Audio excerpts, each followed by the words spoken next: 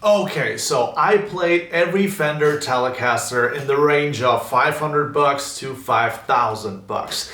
And there's three Telecaster models that you, in my opinion, shouldn't buy. Now, if you're looking for a Telecaster and ideally you want it to sound something like this,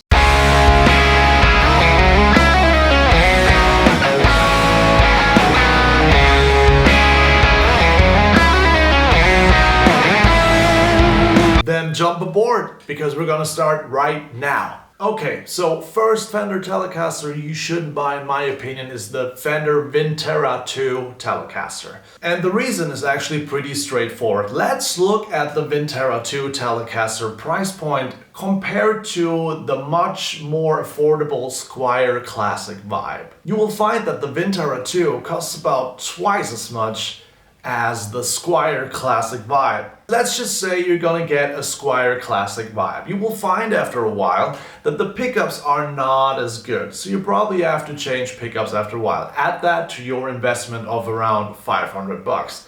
Problem is, with the Vintera, it's the exact same problem. The Vintera pickups are not great. You will have to switch them because the definition is not good. They sound pretty trebly and they don't have a particularly great string separation, I would say. They're lacking in body, I would say too, so you would have to change pickups anyway. Now, my question is, if you have to change pickups anyway, why would you get the more expensive guitar?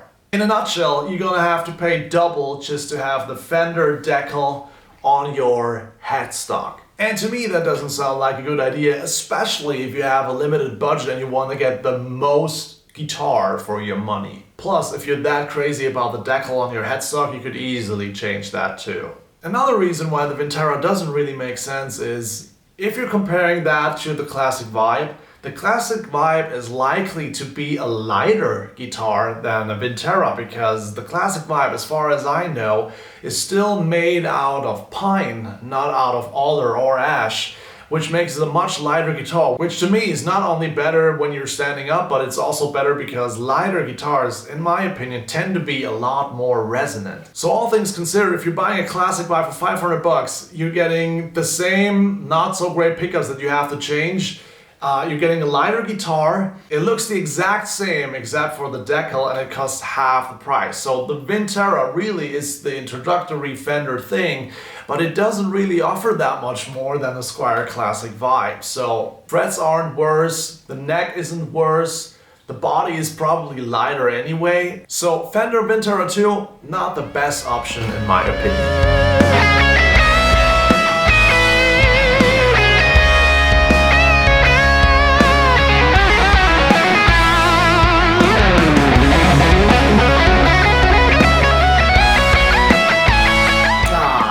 I love this Tele. Teles are just great, aren't they?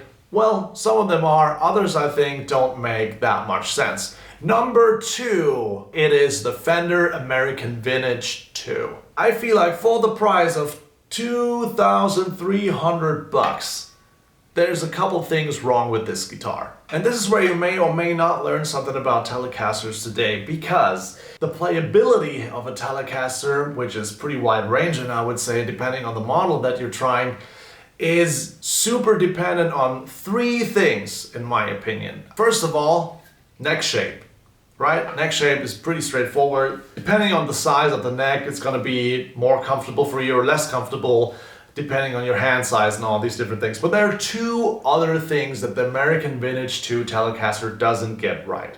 First of all, they come with a 7.25-inch radius. That radius is also known as the vintage radius, and it is pretty hard to play. When do you notice that the radius is not right? You notice it while bending. Whenever you're bending a note that is more than half a step, you will find the string might get stuck or it doesn't ring out perfectly. That's all due to the radius, and the American Vintage II has that radius. So if you're a modern player, you want to bend a lot, you want to play a lot of leads, the 7.25-inch radius is probably not for you. A much better radius would be a 9.5 radius, because you will definitely notice a difference in the bending. It's much easier, notes are ringing perfectly when you're bending up. It's just a lot easier to play. That is not the only issue. The other thing that is a little strange with the American Vintage is that they're also putting on super, super tiny frets. They're calling it the vintage tall frets, which to me as a medium jumbo player is pretty misleading because these frets are not tall at all. In fact, it makes bending, the thing that we just discussed, a lot harder, and you also get stuck on the fretboard quite a bit with your fingers with that tiny frets. Again, for a modern player, the combination of a 9.5 radius and at least medium jumbo frets is perfect in my opinion. That's where I feel the most comfortable, and sometimes if I want to fly over the fretboard or something, play something fast, I'm super thankful to have a 9.5 radius and a lot bigger frets because bending is easier, fretting is easier, everything feels a lot smoother. And all these different things combined with the fact that the American Vintage 2, at least the Blackguard one with the maple neck, the 52, has a 51 U-shaped neck, so the baseball bat kind of neck. That's three variables that make the American Vintage 2 a pretty difficult player's instrument. So let's say you're a player with pretty small hands. The 51U neck profile is not for you.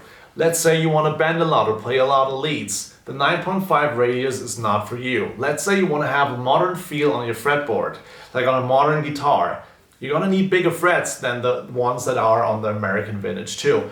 All these different things are pretty outdated in my opinion. Yes, they're vintage correct, I understand, I get it. But the way we play guitar today, we need a little bit different specifications, I feel. So that's why, and especially for the price of $2,300, a guitar like the American Vintage Telecaster should have a much better playability.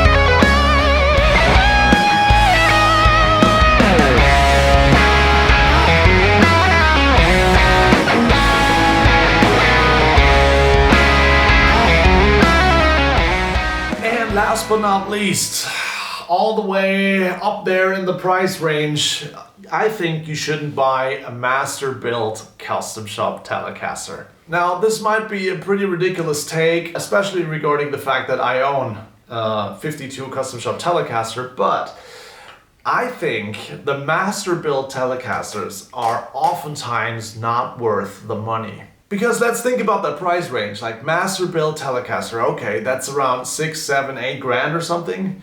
That's ridiculous for a guitar anyway, right? But if you're willing to pay that much money, I have found that the team built ones, so the, let's just say the run-of-the-mill Custom Shop Telecasters, just like this one, are a lot more value for money, if that is even a thing up there in this price range anymore, because I realize what a ridiculous price that is for a bolt-on guitar, you know? But still, master-built guitars, I have found, I haven't played many, but the ones that I have played weren't particularly better than the team-built ones. You're up there in the area of absolute diminishing returns at that point. Now, if it's your dream and you want to have a Telecaster built by one person only, that's cool. But you're gonna get the feel of a vintage instrument, the feel of a well-used Telecaster. You're gonna get that with the team-built Custom Shop as well. The master-built stuff is really something else. It's really for the 0.1% of people, I feel like. You can get a very good guitar for much less than a master-built guitar. So I think if you're ready to shell out the money for a Custom Shop guitar, go team build. Go run-of-the-mill team build. There's a practical reason behind that as well, because you have the opportunity to go through dozens of team built Custom Shop Telecasters in a shop. With master builds, that's a lot harder to do because usually there's only one in a shop or maybe two. So that might not be the sample size that you want to have to get the best for your money. So a team build, it's practical for that reason too. There's a lot of them and you can go through them and try different ones, find the right neck profile and get the best guitar that you could get. I feel like if you're really willing to spend a lot of money on a guitar, on something like this, if that is your vibe, the team build Custom Shop thing is your best bet. Which is why my recommendation would be, if you want to go low budget, go for a Squier Classic Vibe. If you want to go pretty high budget, but not ridiculously high budget, then get an Amp Pro 2, because that guitar has all the bells and whistles a modern player could need. And if you want to spend a ridiculous amount of money, go for a team-built Custom Shop Telecaster. But as always, that's just my 2 cents, and your mileage may vary. But that's all my experience from playing over 20 years and trying different Telecasters. I hope you learned something in this video. I hope this was somewhat of a guide for you if you're in the process of buying a Telecaster. I hope you had fun. I'm Joey, and I'll see you in the next.